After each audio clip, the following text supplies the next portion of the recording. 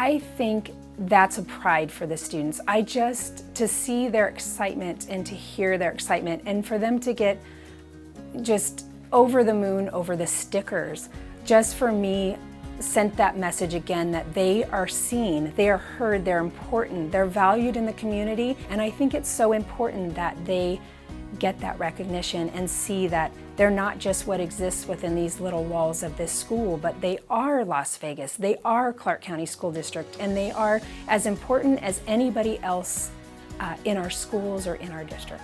To actually come out and actually see their faces when they came out and saw the little library and the books inside and all the questions they were asking about when they could check out books is fantastic. Getting those kids off to a great start with books this early, I think is fantastic.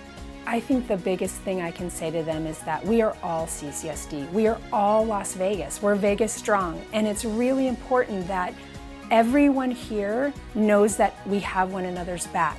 Do you want to look at the books? Do you want to see what books are in there? Yeah. Open the drawer and see what's in there. Watch your hand. And I think this is the best way to show our kids and our community that they matter.